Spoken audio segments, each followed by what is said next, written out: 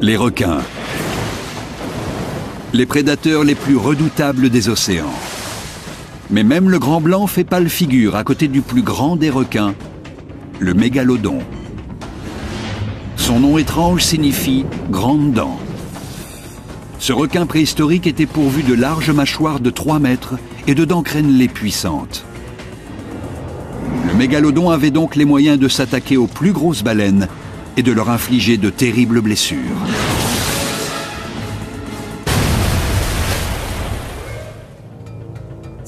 Ces dents mesuraient de 15 à 18 cm, taillées en triangle. Elles avaient la forme de la lame du couteau à viande. La disparition du mégalodon intrigue les scientifiques. Ils s'efforcent de découvrir sa forme et sa taille exacte et de percer le mystère de son comportement.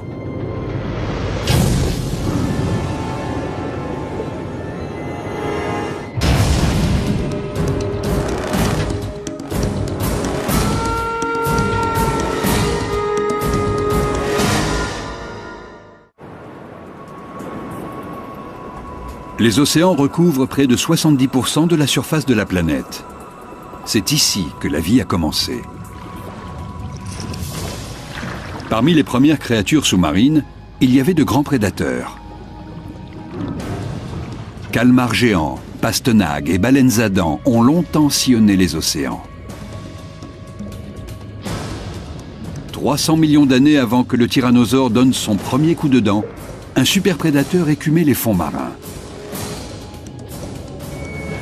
Le requin.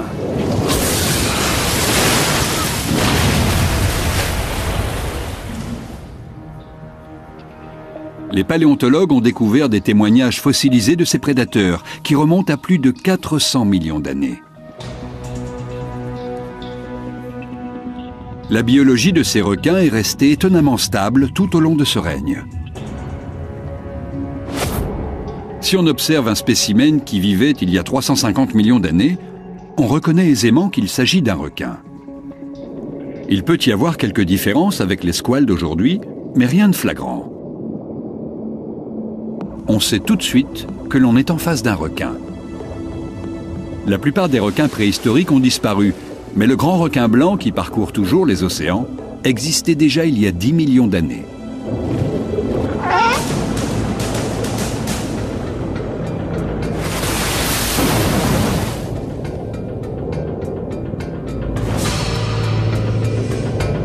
C'est le plus grand prédateur des mers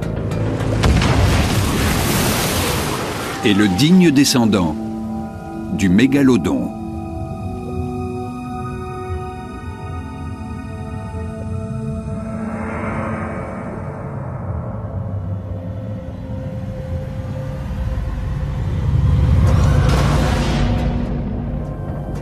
Le mégalodon est un requin géant apparu il y a près de 25 millions d'années. Il s'est éteint il y a 2 millions d'années. C'est le plus grand prédateur des océans qu'on ait recensé. Un formidable chasseur. Gigantesque.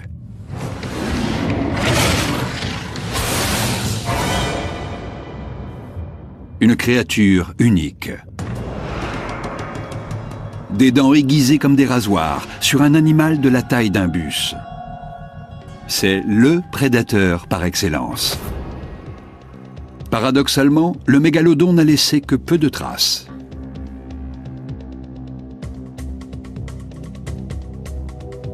On ne sait pas exactement à quoi ressemblait le mégalodon.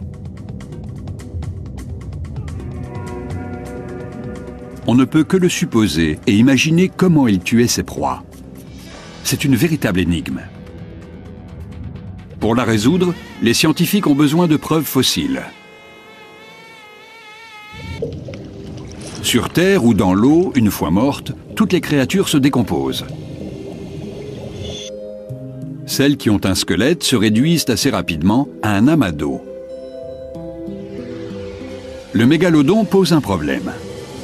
Le squelette d'un requin, composé presque exclusivement de cartilage, laisse peu d'éléments fossilisés.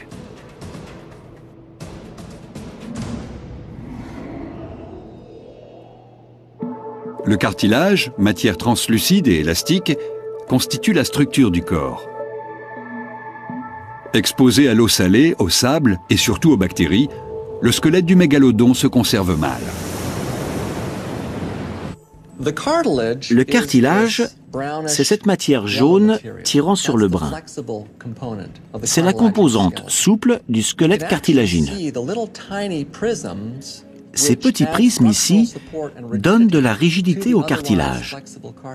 Ils renforcent le squelette. Mais ces éléments sont maintenus par des fibres organiques.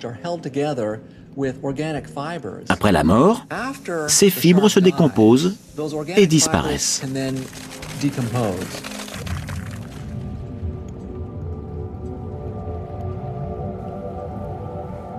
En quelques semaines, le cartilage se désintègre.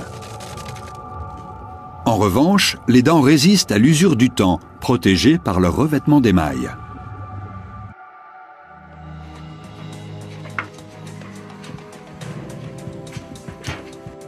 Les chercheurs tentent de recomposer le requin géant.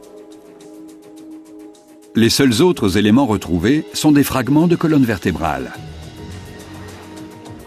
Calvert Cliff est un endroit bien connu des collectionneurs de fossiles.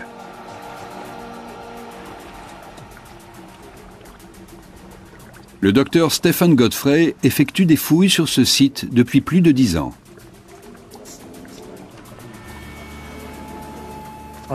La marée est basse. Parfait. Accompagné du docteur Breton Kent, Stephen Godfrey examine la zone. Voilà une dent de requin, une petite. Bien. Et là, il y a un os. Elle doit provenir d'un requin de plus de 30 mètres. Il manque la racine. Venez voir ça! Le docteur Stephen Godfrey repère quelque chose d'intéressant sur la paroi de la falaise. Regardez ça! Un gros poisson? Oh, ce n'est pas vraiment gros, mais c'est en bon état. Ah, c'est formidable. On voit bien les dentelures. Regardez. C'est prodigieux. Regardez ça. Magnifique. Stephen Godfrey a découvert une dent de mégalodon datant de 10 à 12 millions d'années.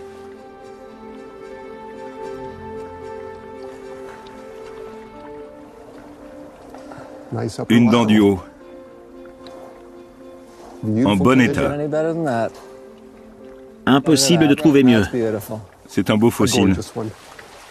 Magnifique. Les fractures de compression sont fréquentes sur les dents de mégalodon. Cette fracture de compression, là, sur la pointe, est intéressante. Lorsque la dent heurte quelque chose de dur, un os par exemple, sa pointe se réduit en poudre. Ces fractures ont abouti à une adaptation biologique exceptionnelle, le renouvellement constant des dents.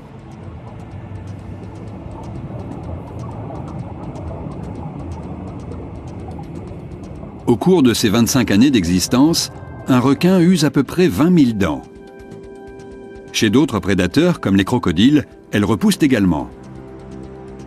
Mais le requin est le seul à en avoir autant en réserve. Elles sont situées de part et d'autre de la gencive.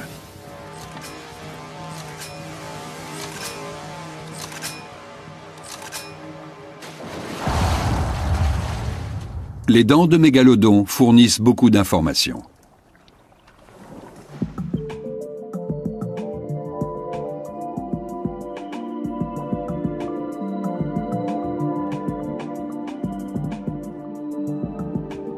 En 1909, les paléontologues du Muséum d'histoire naturelle de New York construisent ce qu'ils pensent être une parfaite réplique d'une mâchoire de mégalodon.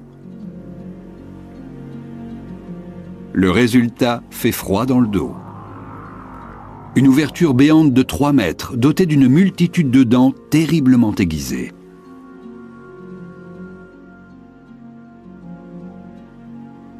Mais ils ont commis des erreurs. Le docteur Gordon Hubel, zoologiste, étudie les mâchoires de requins depuis 40 ans. Au début des années 1900, ils ont reconstitué cette mâchoire de mégalodon sans connaître l'implantation dentaire réelle. Ils ont donc placé les dents un peu au hasard.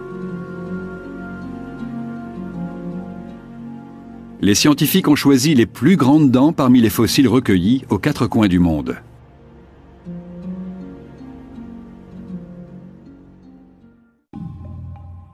Ce travail effectué en 1909 pose plusieurs questions. Les dents du mégalodon étaient-elles tout aussi impressionnantes? Les chercheurs n'ont-ils pas surestimé leur nombre? Le mégalodon possède plus de dents que le grand blanc. Ces deux prédateurs sont-ils comparables? Le débat reste ouvert.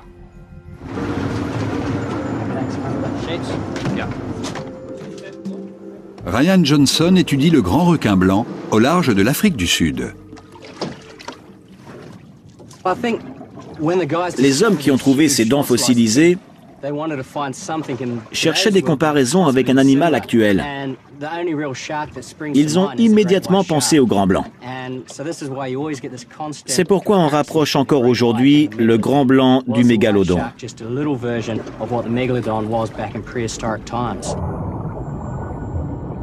Le grand requin blanc tient une place particulière dans l'esprit des marins.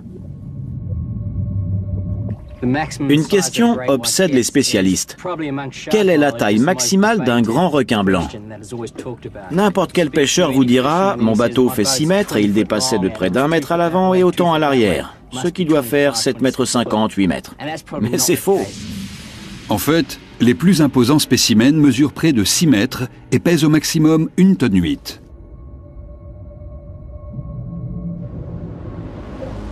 Les mégalodons, eux, mesuraient entre 15 et 17 mètres et pouvaient atteindre 45 tonnes. La comparaison entre le grand requin blanc et le mégalodon est assez juste. Mais la seule source d'information que nous ayons, ce sont ses dents. Leur principale similitude, ce sont les crénelures et la forme triangulaire. Ces prédateurs n'avalent pas leur proie tout rond. Le mégalodon, comme le grand blanc, arrache des morceaux de chair énormes. En 1988, Gordon Hubble reçoit un coup de téléphone d'un ami collectionneur de fossiles.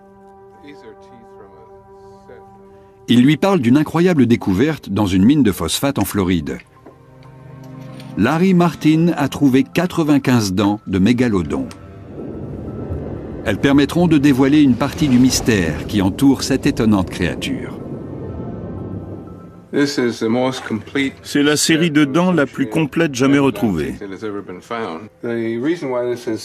Une fois qu'on les aura placées, on saura si l'animal est vraiment l'ancêtre du grand requin blanc ou s'il appartient à une autre espèce. 80 ans après la première reconstitution de mâchoire de mégalodon, les chercheurs vont peut-être enfin découvrir à quoi ressemblait le plus grand prédateur des mers.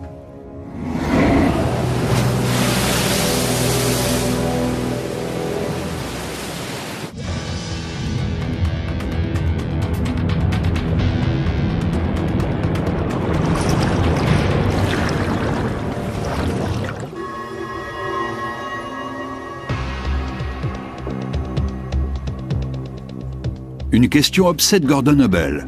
Comment ces dents étaient-elles disposées? Nous avons cherché pendant 10 ans. Nous ne savions pas alors quelle était la position exacte des dents sur les mâchoires du mégalodon. Et chaque fois qu'un spécialiste nous rendait visite, nous lui demandions de disposer les dents sur les mâchoires. Chez le grand requin blanc, la troisième dent est particulière. Et c'est ça qui nous perturbait. Nous n'avions pas envisagé que le mégalodon n'appartienne pas à la même lignée que le grand blanc, ni l'absence de cette troisième dent plus petite et incurvée vers l'intérieur. En fait, sa troisième dent a presque la même taille que les deux premières. Quand on a compris ça, tout s'est mis en place. La mâchoire supérieure compte 24 dents, la mâchoire inférieure 22. Derrière elle, environ 200 autres attendent de pouvoir avancer.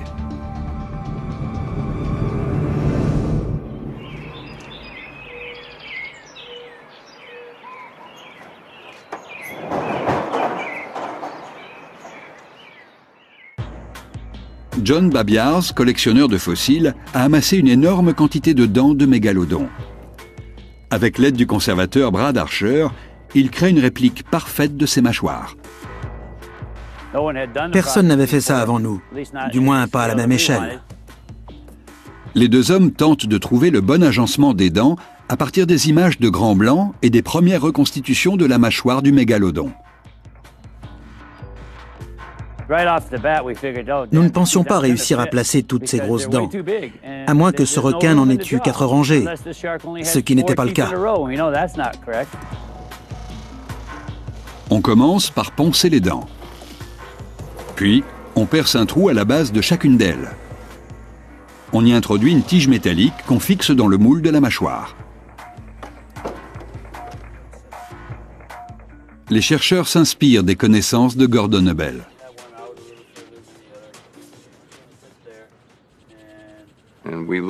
Après avoir examiné toutes les dents en notre possession, nous les avons assemblées en les serrant autant que possible. Septembre 1994, les mâchoires sont enfin prêtes. On les emporte au musée d'État d'Arizona. Le résultat est incroyable. Même si ces mâchoires sont légèrement plus petites que celles qui ont été reconstituées en 1909, elles restent impressionnantes. Ces mâchoires font environ 2,30 m de haut sur 2,60 de large et comportent 254 vraies dents.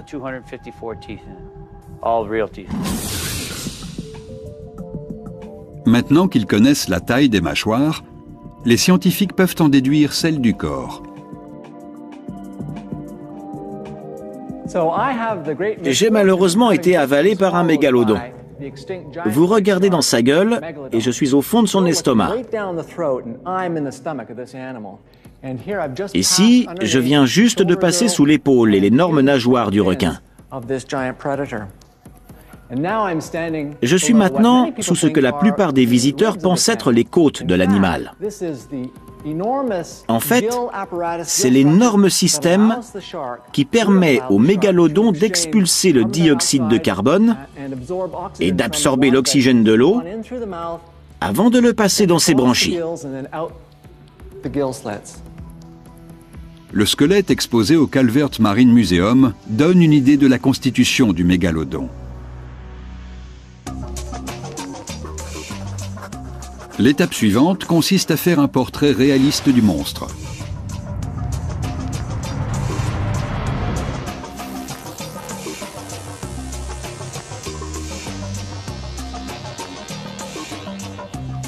Pour cela, Michael Gottfried collabore avec Jim Melly, modéliste animalier, pour réaliser une maquette de mégalodon. Ce travail est au croisement de la science et de l'art. Les découvertes scientifiques s'incarnent dans un modèle. Cette maquette grandeur nature est aujourd'hui au Muséum d'histoire naturelle de San Diego. Après des années de travail à partir de maquettes, de dessins et d'éléments réels, voici le résultat final. C'est la reconstitution de mégalodon la plus réaliste du point de vue de la biologie. Les scientifiques disposent désormais d'un portrait robot de cette imposante créature. Des centaines de dents pouvant infliger de terribles blessures. Une gueule de 3 mètres de large et 2 mètres de haut. Et un corps d'au moins 15 mètres. Le mégalodon est un animal gigantesque. Il pèse environ 3 tonnes par mètre, soit un poids total de 50 tonnes. Comment fonctionnaient ces mâchoires?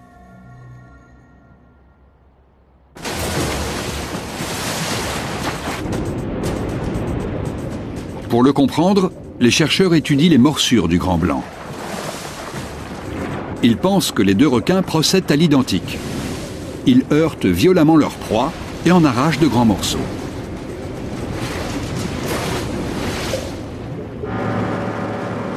Ryan Johnson part en expédition au large de Mossel Bay, en Afrique du Sud.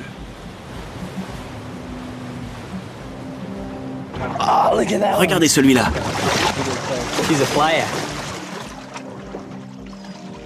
Le foie de poisson frais constitue un excellent appât.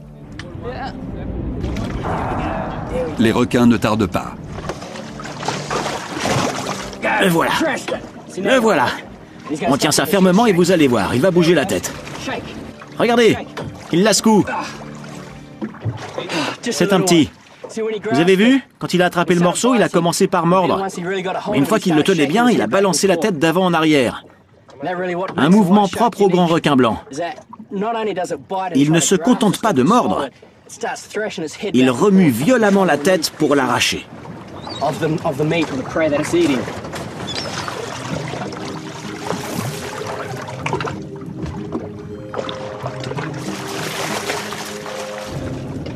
Mais certains animaux, comme ces otaries, sont très rapides et difficiles à attraper.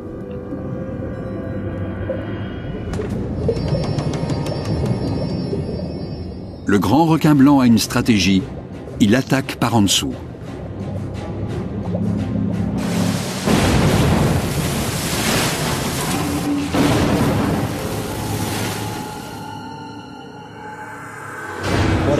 Imaginez cet animal de 10, 12, voire 15 mètres au fond de l'océan. Il regarde vers la surface et voit toutes ces silhouettes d'otaries. Il sait qu'il doit s'approcher le plus près possible. Il ne laisse aucune chance à sa proie.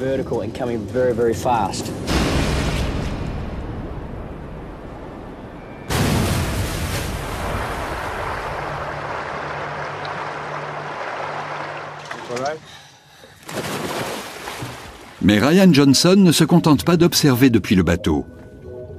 Si l'on veut réellement savoir comment le grand blanc nage, il faut plonger avec lui. Grâce aux nouvelles techniques audio, on peut suivre en temps réel les commentaires de Johnson. La force de propulsion du grand blanc vient de sa queue. Ces deux bandes musculaires appelées muscles rouges fonctionnent comme des pistons, dans un mouvement continu d'avant en arrière. C'est le prédateur le plus efficace de l'océan.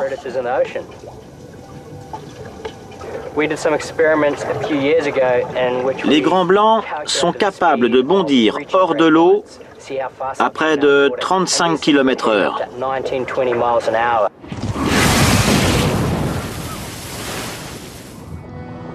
Il y a 12 millions d'années, le mégalodon possédait probablement les mêmes atouts. Le cétotère, semblable à la baleine de mink actuelle, constitue sans doute une proie pour le mégalodon. Cette baleine, 5 fois moins grande qu'un mégalodon adulte, pèse tout de même 5 tonnes. Propulsé par les puissants muscles de sa queue, le carnivore s'élance vers la surface. La baleine n'est pas aussi rapide que son adversaire, mais elle est plus agile.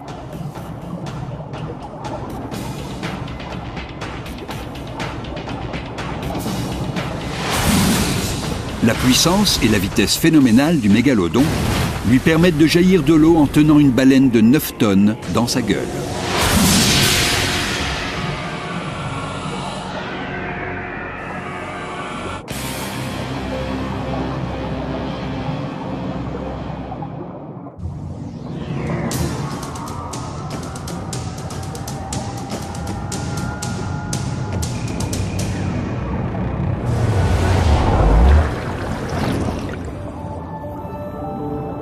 Selon la plupart des scientifiques, le mégalodon est ovovivipare. Il donne naissance à des petits déjà développés. Le mégalodon n'a qu'un petit par portée. Il mesure entre 2,50 m et 3 mètres à la naissance. C'est un beau bébé. Et ses nouveau-nés sont affamés. Dès la naissance, il s'attaque à de plus grosses proies qu'eux. Un troupeau de paisibles dugongs est une cible de choix pour un super prédateur. Ces vaches marines sont appétissantes. Ce sont des dugongs, pas des lamantins. Les lamantins sont arrivés plus tard. La queue des dugongs ressemble beaucoup à celle des dauphins. La queue des lamantins se rapproche de celle des castors. Le dugong adulte mesure 3,50 m, le bébé requin 3 mètres. Ce dernier a un léger désavantage. Mais il n'y a pas que la taille qui compte.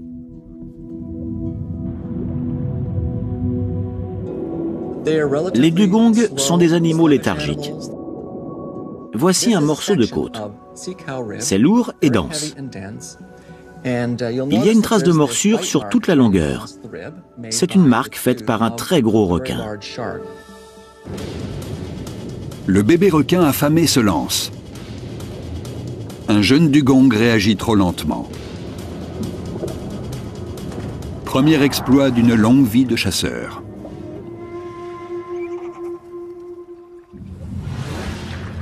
Les scientifiques étudient la longévité de ces requins géants. Dans le laboratoire de paléontologie fossile du Muséum d'histoire naturelle de Floride, Bruce McFadden fait des recherches sur la durée de vie et les habitudes alimentaires des requins préhistoriques. Bruce McFadden étudie les anneaux de croissance de quelques rares vertèbres de mégalodons.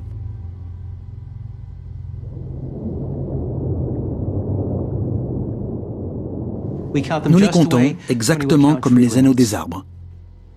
La portion inférieure de la vertèbre de requin porte le nom de centrum. Les centras de mégalodons sont très rares. Presque tous nos fossiles indiquent une durée de vie de 25 à 40 ans. Le mégalodon aurait pu vivre plus longtemps, puisqu'il n'avait pas de prédateurs.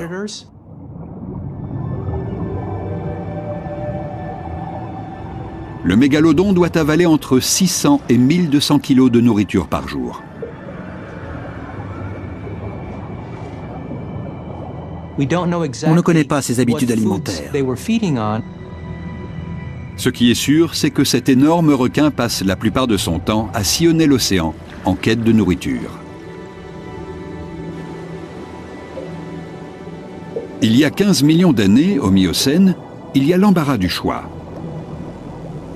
Baleines, dauphins, dugongs, tortues de mer et poissons de toutes sortes.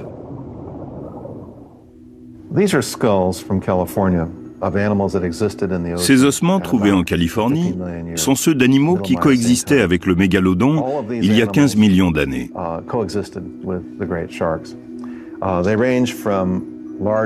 Ils sont classés par ordre de taille. Les grands dauphins, les petits dauphins, et il y avait aussi des lions de mer. Les cétauthériums forment le groupe de cétacés le plus représentatif. Ces baleines de 3 à 6 mètres vivent dans les eaux chaudes du monde entier.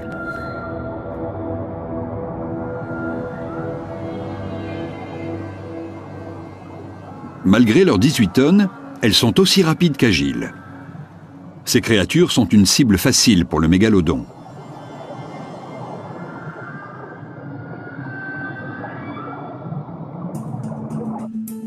Un fossile de colonne vertébrale de baleine semble indiquer que le mégalodon rencontre parfois des difficultés à la chasse. La surface de l'os est usée. On cherche donc à l'intérieur de la vertèbre ce qui est arrivé à la baleine. Posez-la sur la table. Vous voulez un scanner de l'ensemble ou juste la pathologie? Le scanner révèle la gravité de la blessure. Une fracture de compression court tout le long de cette vertèbre.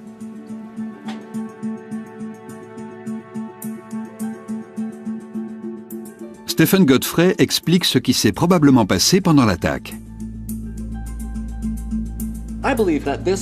Cette baleine a été heurtée par un mégalodon. L'impact très violent a exercé sur cette vertèbre une pression insupportable. Elle a fait sauter le bas de la vertèbre et l'a poussée en avant. Le processus de réparation de l'os prouve que l'animal a survécu.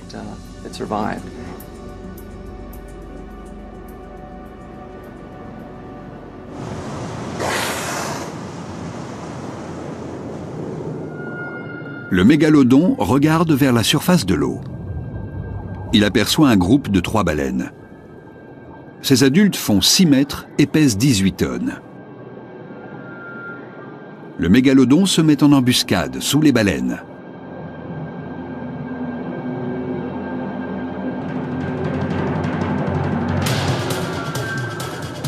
Les ondulations de la baleine gênent le requin, qui n'arrive pas à ajuster sa trajectoire. Les puissantes mâchoires du mégalodon manquent leur cible, et sa tête heurte la baleine.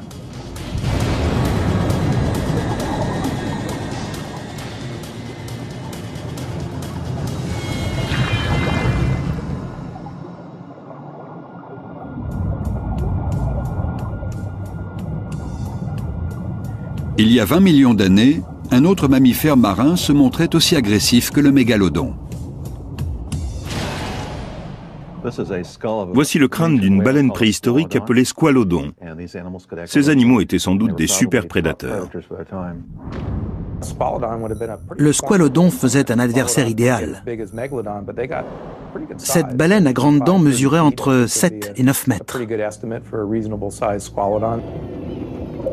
Le squalodon était un grand prédateur, comme les orques. Pour interpréter le comportement d'une espèce disparue, on se réfère aux animaux actuels. Dans le cas des squalodons, ce sont les baleines tueuses. On sait que certaines baleines s'attaquent aux requins. Ça ne marche pas toujours que dans un sens.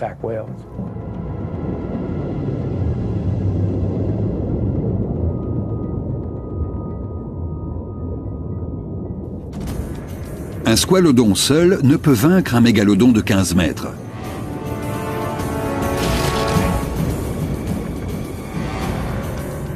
Mais ces mammifères marins se déplacent en groupe. Le squalodon devait être un animal intelligent, contrairement au mégalodon. Chez les requins, la capacité de raisonnement n'est pas aussi développée que chez les mammifères marins.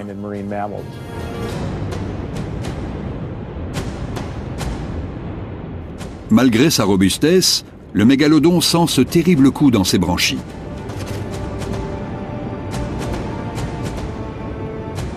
Cette fois, il est seul contre tous.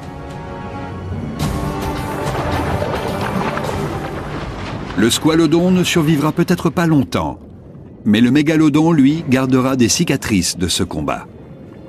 Les prédateurs rencontrent tous le même problème. Leurs attaques ne sont pas toujours victorieuses. Seules quelques-unes aboutissent à la mort de la proie, qu'ils dévorent ensuite. Mais il y a mieux que les squalodons et les dugongs. Au Pliocène, les eaux côtières sont peuplées d'immenses baleines. Lorsque le mégalodon veut s'offrir un festin, il s'attaque parfois à une proie plus grosse que lui.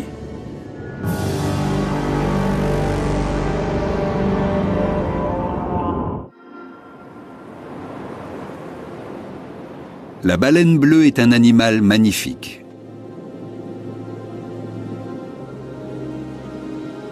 Ce grand mammifère marin est à la fois étrange et majestueux.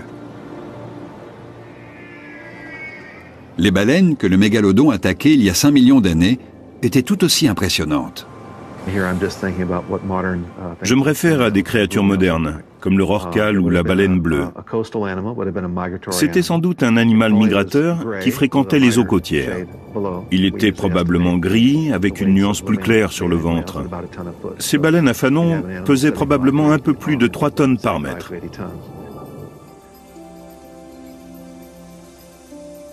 Le docteur Lawrence Barnes a fait une découverte étonnante près de Santa Barbara. Une extrémité de dents de requin plantée dans le maxillaire d'une baleine.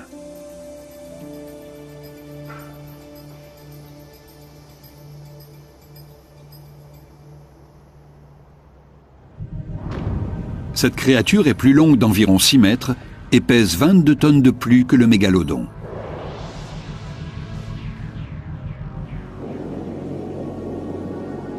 Mais le mégalodon ne peut pas laisser passer un si beau repas.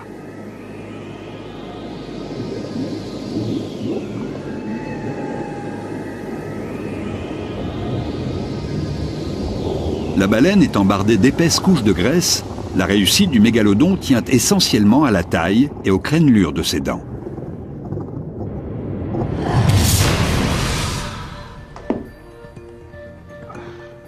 À l'université de Nouvelle-Galles du Sud, en Australie, le docteur Stephen Rowe étudie les mécanismes de la force d'occlusion chez les animaux. Il s'agit de la pression qui s'applique lorsque les mâchoires se referment. La force d'occlusion est générée par les muscles qui permettent de fermer la mâchoire. Ce que nous voyons là, c'est un simple système de levier. On applique une force à l'une des extrémités du levier et l'on obtient une force de réaction à l'autre bout. Stephen Rowe effectue d'abord un travail peu ragoûtant. Il scanne une tête de requin à l'hôpital voisin.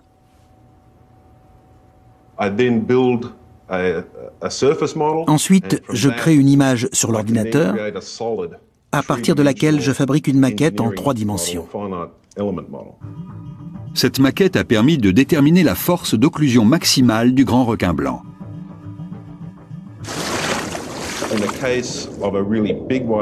Pour un gros spécimen de grand blanc, on estime la force d'occlusion aux alentours de 2 tonnes. Peu d'animaux peuvent rivaliser avec ce squale. Stephen Rowe pense avoir une estimation assez exacte de la force d'occlusion du mégalodon.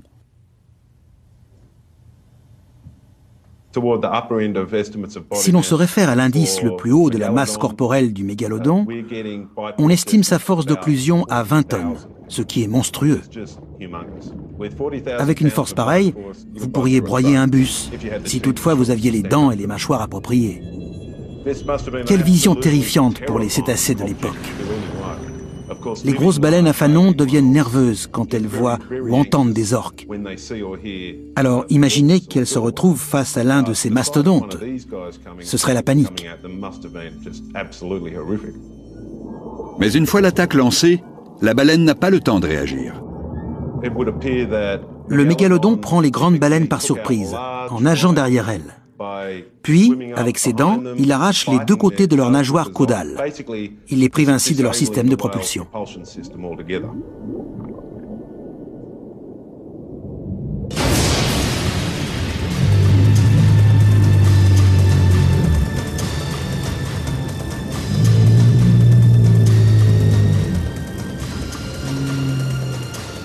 Pour la baleine, c'est la mort assurée. Son sang s'écoule d'une large blessure. Imaginez, vous êtes une baleine, vous nagez, quelque chose d'extrêmement rapide fonce et vous heurte violemment.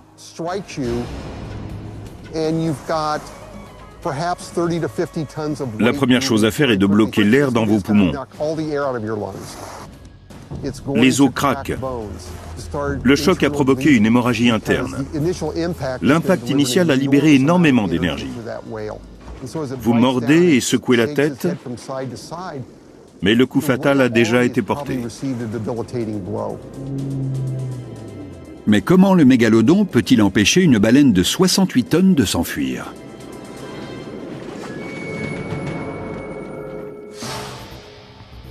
À la Wright State University, dans l'Ohio, Chuck Ciampaglio a mis au point une expérience qui montre le potentiel meurtrier du mégalodon. Un moulage en gel de haute densité remplace la chair de la baleine. Ce jeu de mâchoires mécaniques constitue la pièce principale de cette démonstration. Ces mâchoires sont intéressantes parce qu'elles peuvent non seulement s'ouvrir et se fermer, mais aussi opérer un mouvement vers l'avant, comme chez les lamnidés modernes, et sans doute chez le mégalodon. Les mâchoires métalliques sont solidement fixées à la table. La morsure est simulée en plaçant le moulage à l'intérieur de la gueule. Le requin commence par attaquer avec les dents inférieures pour bloquer sa proie. Les dents inférieures sont plantées sur environ 10 cm. La chair étant immobilisée, le maxillaire supérieur produit la morsure proprement dite. La mâchoire supérieure se referme sur la proie. Le mégalodon exerce ensuite une pression d'avant en arrière, jusqu'à détacher un morceau de chair. La mâchoire du bas reste ancrée, tandis que celle du haut arrache la chair.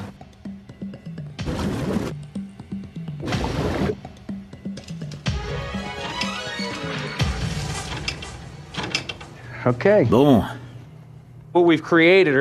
Nous avons infligé des blessures très importantes au moulage. Les dents ont laissé d'énormes marques. Si c'était un vrai requin, ce morceau de chair serait déchiré sur plus d'1 mètre de chaque côté. Et l'on aurait probablement 40 dents enfoncées à l'intérieur. Les mâchoires mécaniques ne laissent aucun doute sur la puissance du mégalodon.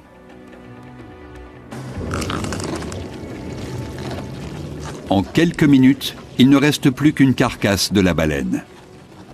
Aujourd'hui encore, le mégalodon a fait un bon repas.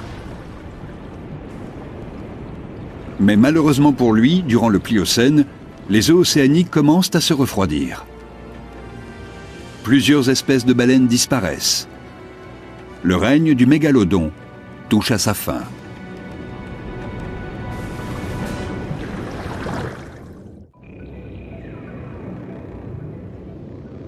Le mégalodon a disparu au cours du Pléistocène, il y a environ 1 800 000 ans.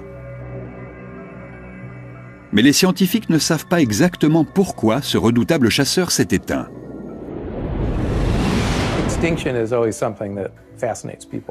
Les gens sont toujours fascinés par l'extinction d'une espèce. Nous voulons connaître son mode de vie. On suppose que l'animal qui disparaît est responsable de son extinction, mais ce n'est pas toujours le cas.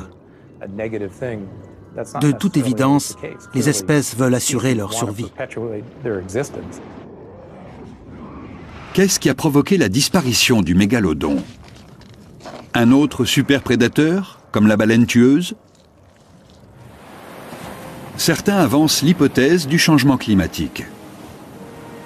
Les chercheurs n'ont pas retrouvé de dents de mégalodons fossiles vieilles de 2 à 6 millions d'années, époque à laquelle la température des océans a baissé. Et cela a pu avoir des conséquences sur les requins, habitués à vivre dans des eaux tempérées.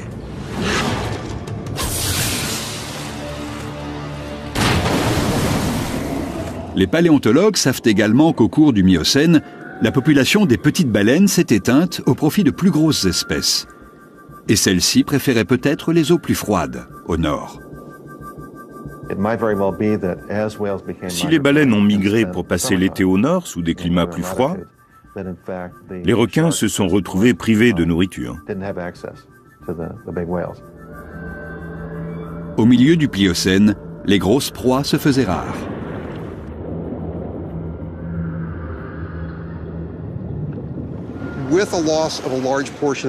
La disparition des 3/4 des espèces de baleines pénalise le mégalodon. Mais il lui a fallu pourtant continuer à se nourrir. Le cannibalisme a sans doute toujours existé chez les mégalodons, mais il s'est probablement développé à cette époque-là.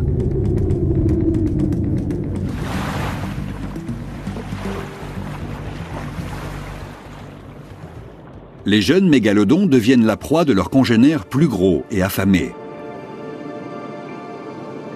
L'émergence de l'isthme de Panama modifie peut-être aussi les habitudes migratoires de certains animaux marins.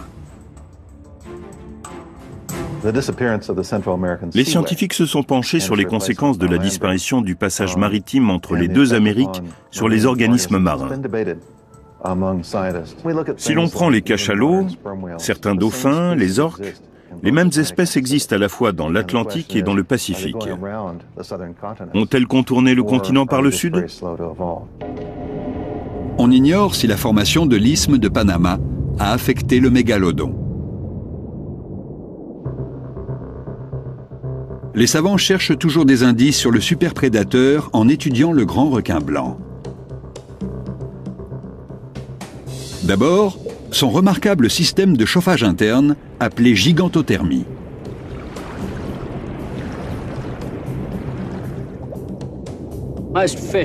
La plupart des poissons ont le sang froid, mais pas le grand blanc. Il arrive à élever sa température corporelle au-dessus de celle de l'eau, caractéristique qu'on a longtemps cru spécifique aux mammifères. Et il y arrive grâce à des vaisseaux sanguins spécifiques. Ces derniers réchauffent le sang qui irrigue certains organes essentiels, en particulier les yeux et le nez. Les paléontologues n'ont pas encore prouvé que le mégalodon possédait cette extraordinaire faculté biologique. Plus important encore, selon les scientifiques, le grand blanc a été favorisé par la diversité de son régime alimentaire.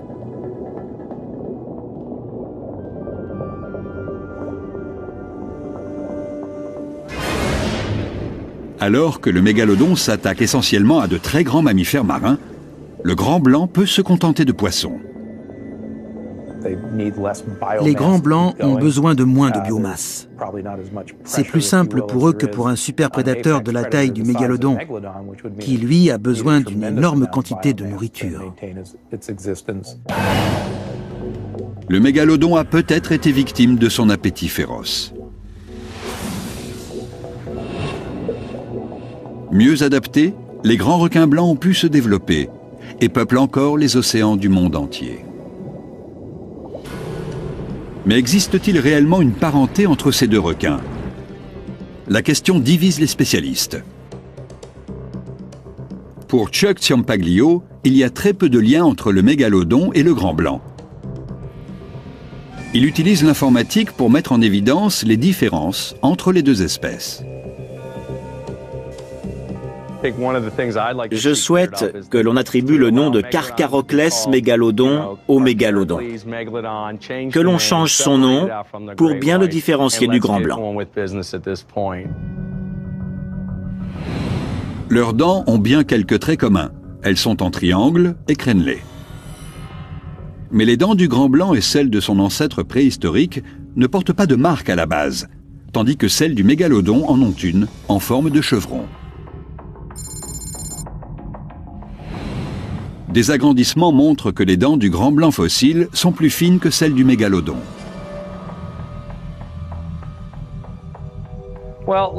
Si je vous montre une dent d'un petit mégalodon, de la taille de ce grand blanc, vous pouvez voir qu'elle est différente. Les crénelures ne sont pas les mêmes. Cette dent est distincte de celle-ci, qui appartient au grand blanc. Les chercheurs ont comparé les dentitions de l'actuel grand blanc, du requin mako disparu et du mégalodon. Que l'on observe la racine, le tranchant ou toute la dent, celle du mako disparu et celle du grand blanc coïncident toujours, dans n'importe quelle position, contrairement à celle du mégalodon. Il n'y a pas de parenté directe entre le mégalodon qui s'est éteint il y a des millions d'années et le grand blanc. Certains scientifiques continuent de croire que le grand requin blanc et le mégalodon ont un lien de parenté directe.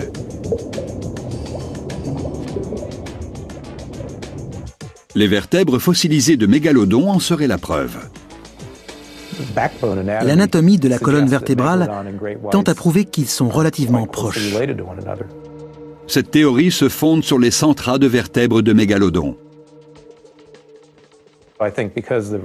Les centras n'ont pas livré tous leurs secrets. Ils méritent une étude beaucoup plus approfondie. Mais les centras de mégalodon sont rares. Le mégalodon a vécu 16 ou 17 millions d'années, mais nous n'avons trouvé qu'une douzaine de centras exploitables. Les informations contenues dans les centras apporteront peut-être une réponse à la question que tout le monde se pose. Les gènes du mégalodon se retrouvent-ils chez le grand requin blanc?